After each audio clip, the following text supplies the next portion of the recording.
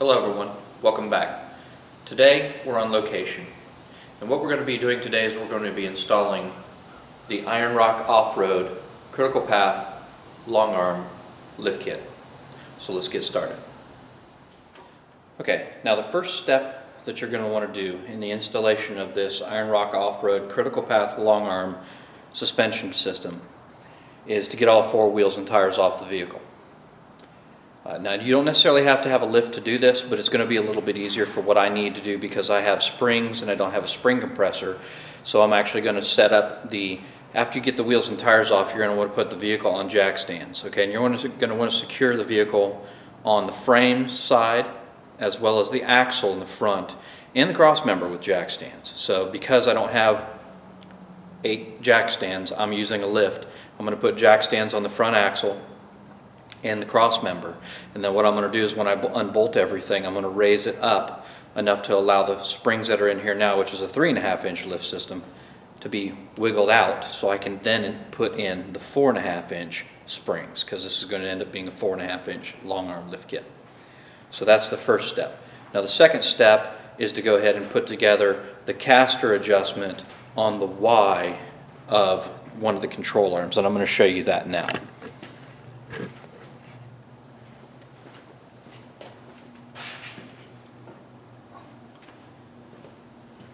This is what it looks like when it's installed. You have 4 carriage bolts, which if you don't know what a carriage bolt is, it's a bolt that has a square on the back end and it fits into the 4 square holes on the back side. And then you have a washer and a nut, and then you just install this portion, leaving it finger tight so all of this stuff can articulate, because this is actually your caster adjustment, so you want to leave all this stuff free and movable right now. You don't want to tighten anything until you got it all together. So this is the first step. Now the second step on this installation, once you have everything secured underneath the vehicle as far as jack stands and for the front axles and the cross member, not the cross member itself, but the transfer case, then you're going to remove the cross member bracket that holds the stock one that holds everything in place, and that's what we're going to do next. And then we'll come back once we get that done, and I'm going to show you the new cross member and what it looks like when it's together as well. So stay tuned.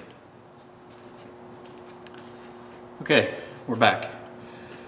After an arduous time with getting the studs out of these frame rails, I'm going to make a recommendation to everyone that sees this video. You need to use heat. If you don't use heat, you're going to have a huge problem like I had. On this side, I was able to get the stud off and the bolt off, but I ended up having to weld the nut to the stud and then use heat to get the stud out. I tried to use the double nut technique before applying any heat, and it stripped the threads off the nut, or off the stud, I'm sorry. So I ended up having to thread the nut. Luckily there was enough threads on there I could get the nut up on there still. And I applied heat and it came right out. So I did the same thing with this side over here. The problem with this side over here, if you look, I have no bolt here in this hole. The bolt that was here broke off up inside the frame rail. Drilled it out, used an easy out busted inside the bolt. I do not have a set of torches at this shop, so I cannot get it out. So I'm going to have to do that later. So definitely use heat. But as you can see, cross members on, cross members up.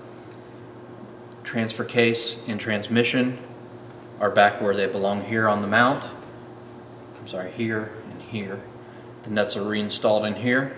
Now the next step is to build the arms. There's a heim joint in each arm that needs to be built. So we're going to be building those next. And then we're going to be disassembling the old control arms, both lower and upper. This is a short arm lift kit that was on here before. As you can see, this is not a factory control arm. This is a aftermarket Rubicon Express.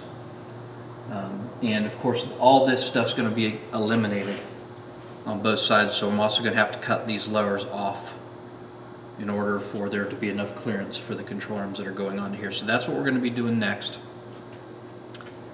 And once I get the arms, the Y link on the one side and the single link on the other side, once I get the joints built we'll come back so you can have a look at what those are supposed to look like, and then we'll go to removing the front axle and the arms and the struts and everything that goes along with replacing everything on the front here. So stick with us.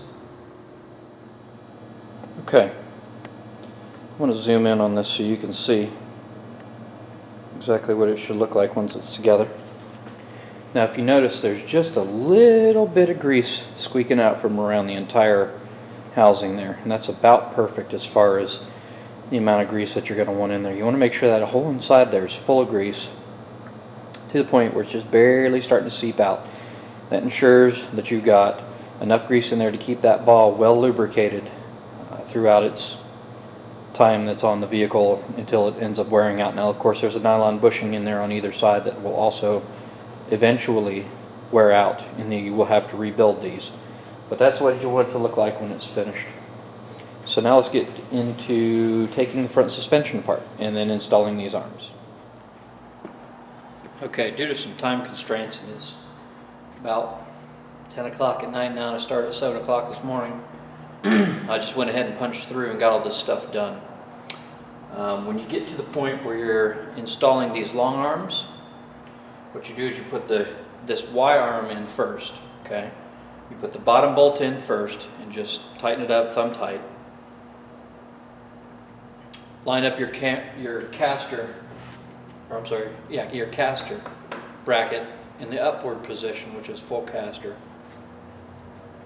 And then you raise up the back and stick your factory hardware, just the bolt, through the back.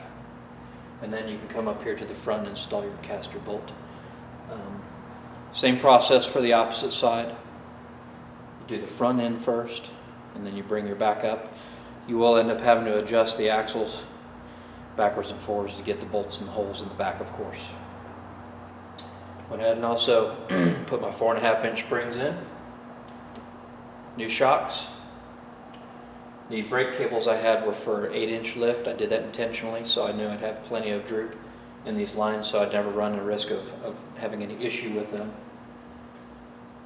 And at that point, once you have everything installed, then it's time to tighten everything up. I tightened up the shock first, since it's the easiest thing, and it's right here, and it doesn't really have much to do with the actual lift. It's just the dampener. And then I went ahead and tightened up the bottom bolt first, then the back bolt, then the caster bolt.